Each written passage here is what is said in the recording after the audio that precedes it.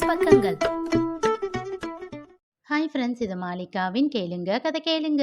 மானஸ் எழுதிய வானவில் நெஞ்சங்கள், அத்தியாயம் 139. உன்னை எனக்கு பிடிக்கும், ஆனால் எப்பவும் உன் மேலே அப்படி ஒரு எண்ணம் வந்ததில்லை. ஐ எம் சாரிம்மா என்றான் கிரி மென்மையாக. மித்ராவின் முகம் உடனே வாடிவிட்டது. ஏன் கிரி அப்படி சொல்கிற? இது வரைக்கும் இல்லைனாலும் இனிமேல் என்னோட லவ்வை அக்செப்ட் பண்ணிட்டு அதுக்கப்புறம் என்னை நேசிக்கலாம் இல்லை? அவள் குரலில் அத்தனை ஏக்கம். அது அவனுக்கும் புரிந்தது. இல்லை மித்ரா, இது சரியா வராது. ஏண்டா அப்படி சொல்கிற? உங்களோடது ஜாயின்ட் ஃபேமிலி தானே, நாங்களும் இங்கே அப்படி தானே இருக்கோம். என்னால் நிச்சயமாக மேனேஜ் பண்ண முடியும். நான் அதுக்காக சொல்லலை மித்ரா. கிரி, உன்னை எனக்கு எவ்வளவு பிடிக்கும் தெரியுமா? என்னால் உன்னோட ஒரு வருஷம் படிப்பு வேஸ்ட் ஆனப்போ கூட நீ என்ன வெறுக்கலை. இந்த மாதிரி ஒருத்தனை என்னோட லைஃப்பில் மிஸ் பண்ண நான் விரும்பலை. நீ மட்டும் என்ன கல்யாணம் பண்ணிக்கிட்டா நீ கொடுத்த உண்டியல் மாதிரி 1000 உண்டியல் வாங்கி வச்சாலும் மொத்தமும் நிரம்பி வழிஞ்சிடும்டா. அவ்வளவு எதிர்பார்ப்பு அவள் கண்களில். இல்லை மித்ரா, என்னை புரிஞ்சுக்கோ. நான் எங்கள் அண்ணன் அண்ணிக்கிட்ட யாரையும் லவ் பண்ண மாட்டேன்னு ப்ராமிஸ் பண்ணியிருக்கேன். என்னால் அதை மீற முடியாது. ப்ளீஸ்டா, கொஞ்சம் யோசிக்கலாம் இல்லை? உன்னை ரொம்ப லவ் பண்ணிட்டேன்டா. கெஞ்சும் குரலில் அவள் கேட்க அவன் அமைதியாகி விட்டான். அவன் மௌனத்தின் பாஷை புரியாதவளா அவள்? அவனை அணு அணுவாக புரிந்து வைத்திருப்பவளாயிற்றே. அதற்கு மேல் எதுவும் பேசாமல் அவளும் அமைதியாகிவிட்டாள். அவனுடைய கோபத்தின் முதல் படி மௌனம் என்று அவளுக்கு தெரியும். அது அடுத்த படியில் ஏறினால் தன்னை அவன் வெறுத்து விடுவது நிச்சயம் என்று உணர்ந்தவள் பொங்கி வந்த கண்ணீரை சட்டென்று உள்ளே இழுத்து கொண்டாள். கேட்டவுடன் அவன் எப்படியும் ஒத்துக்கொள்ள மாட்டான் என்று ஏற்கனவே கணித்திருந்தாள். அதனால் அவனை சம்மதிக்க வைக்க என்னென்ன பேச வேண்டும் என்று ஏற்கனவே யோசித்து கொண்டுதான் வந்திருந்தாள். ஆனால் அவனுடைய மௌனம் அதற்கு மேலே அவளை பேசவிடாமல் செய்துவிட்டது. சில நிமிட அமைதிக்கு பிறகு அவன் கையை பிடித்து கொண்டவள், சாரிடா, உன்னை எம்பாரசிங் சுச்சுவேஷனில் நிறுத்திட்டேன் இல்லை, இனி இதை பற்றி பேச மாட்டேன் என்றாள். நிமிர்ந்து அவள் முகத்தை பார்த்தான். கலங்க துடிக்கும் விழிகளை மறைத்து அவள் புன்னகைப்பது அவனுக்கு புரிந்தது. சாரி மித்ரா என்றான். நான் தாண்டா சாரி கேட்கணும். உன்னோட மூட ஸ்பாயில் பண்ணிட்டேன்னு நினைக்கிறேன். நீ போய் ஆதியோட பர்த்டேவை நல்லா செலிப்ரேட் பண்ணு என்று அவன் கையை விடுத்தாள். தேங்க்ஸ் என்று விட்டு திரும்பி நடந்தான்.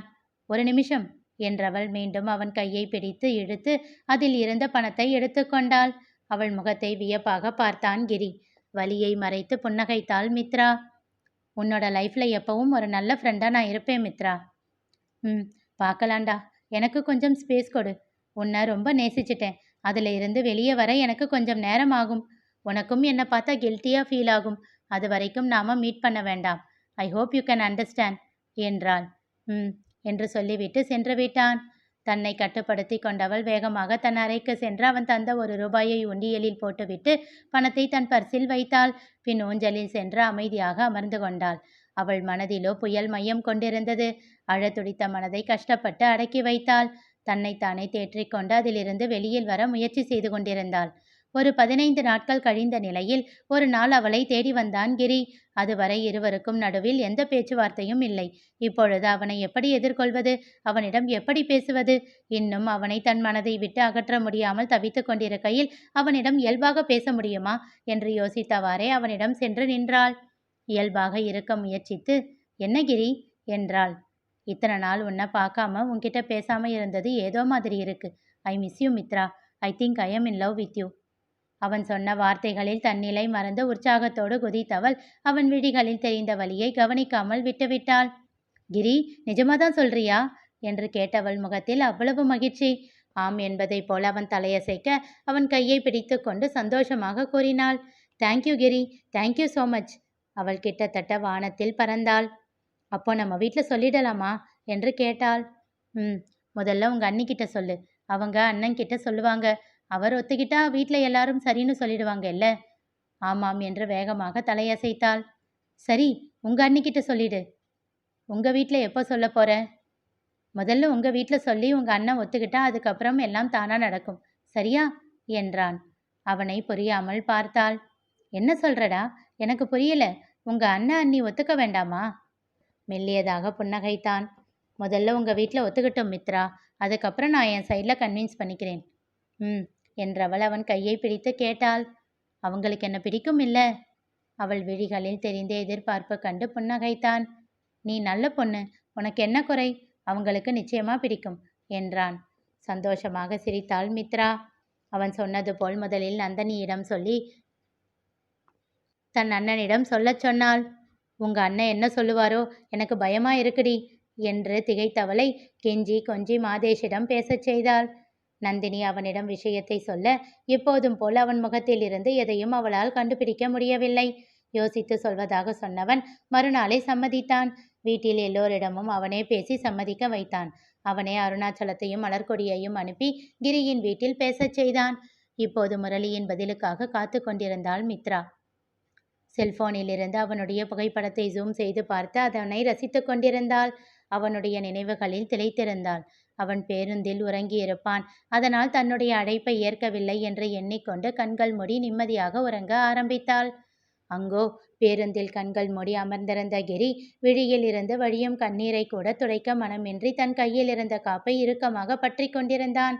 முரளியின் நினைவே அவனை ஆட்டி படைத்து கொண்டிருந்தது. அவன் வலியில் முகம் சுணங்கும் போதெல்லாம் அவனை விட அதிகமாக இவனுக்கு வலித்தது. எல்லாம் என்னால் தானே என்று உள்ளுக்குள் அரற்றினான். இரவு முழுவதும் பொட்டு உறக்கமின்றி கோவை வந்து சேர்ந்தான். இப்போது ஒரு மேன்ஷனில் தங்கியிருந்தான் கிரி. வேலைக்கு செல்ல தயாராகி வெளியில் வர அங்கே வந்தான் மாதேஷ். அவனை கண்டதும் மனதில் எரிச்சல் படர முகத்தை திருப்பிக் கொண்டான். புன்னகையோடு அவன் அருகில் வந்த மாதேஷ் அவனை தோளோடு அணைத்து, என்ன மாப்ள, என்ன பார்த்து முகத்தை திருப்புறீங்க? கல்யாணம் ஆகுறப்போ நான் தான் உங்களுக்கு மச்சான் முறையெல்லாம் செய்யணும். அப்போ எல்லாம் என்ன பண்ணுவீங்க என்று கேட்டு சிரித்தான். கிரி பதில் எதுவும் சொல்லவில்லை. என்ன மாப்ள, எதுவும் பேச மாட்டேன்றீங்க? என்னடா, நம்ம அண்ணன் இன்னும் பதிலே சொல்லல, அதுக்குள்ள இவர் கல்யாணத்தை பத்தி பேசுறாரு அப்படின்னு யோசிக்கிறீங்களா? கவலையே படாதீங்க, உங்க அண்ணனை சரின்னு சொல்ல வச்சிடுவோம் என்று சொல்லி மீண்டும் சிரித்தான். அதை கேட்டதும் அவனை தீயாக முறைத்தான் கிரி. அப்பா, பார்வையிலேயே எரிச்சிடுவீங்க போல என்றான் கிண்டலாக. இங்க பாருங்க, மித்ராவை லவ் பண்ணணும்னு சொன்னீங்க, சரின்னு சொல்லிட்டேன். வீட்டில் அதை பத்தி சொல்ல சொன்னீங்க, சொல்லிட்டேன். இன்னும் நான் என்ன பண்ணணும்? இதுக்கு மேலே என்னோட அண்ணனை டிஸ்டர்ப் பண்ணாதீங்க. அச்சச்சோ, பயப்படாதீங்க மாப்பிள்ள, நான் தான் சொல்லிட்டேன்ல, இனிமேல் உங்கள் அண்ணன் மேலே துரும்பு கூட படாமல் பார்த்துக்க வேண்டியது என்னோட பொறுப்பு. அவரை இனி கண்ணுக்குள்ளே வச்சு பார்த்துக்கிறேன், சரியா? நீங்கள் எதுவும் அவரை பார்த்துக்க தேவையில்லை. 17 வயசுல இருந்து தன்னையும் பார்த்துக்கிட்டு எங்களையும் வளர்த்தவர் அவர். தன்னை பார்த்துக்க அவருக்கு தெரியும். நீங்கள் உங்கள் வேலையை மட்டும் பாருங்க. இதுக்கு மேலே நீங்கள் நினைக்கிறது ஏதாச்சும் நடக்கணும்னா அதுக்கு எங்கள் அண்ணனை யூஸ் பண்ணாதீங்க. அப்புறம் நான் என்ன பண்ணுவேன்னு எனக்கே தெரியாது. கொஞ்சமாக அவன் குரலில் கோபம் எட்டி பார்த்தது. அடடா, என்ன பண்ணிடுவீங்க மாப்ள? மித்ராவை ஏதாச்சும் பண்ணுவீங்களா என்று கேட்டு உரக்க சிரித்தான். நீங்க என் மேலே இருக்கிற கோபத்தை மித்ரா மேலே எப்பவும் காட்ட மாட்டீங்கன்னு எனக்கு தெரியும். அந்த நம்பிக்கை உங்களுக்கு இருக்கிறதுனால தானே என்னோட உணர்வுகள் கூட நீங்க விளையாடுறீங்க. நீங்க சொன்னது கரெக்ட். நிச்சயமா அவளை எதுவும் பண்ண மாட்டேன். ஆனா உங்களை ஏதாச்சும் பண்ணிடுவேன்னு பயமா இருக்கு என்று சொல்லிவிட்டு முகத்தை திருப்பிக் கொண்டான்.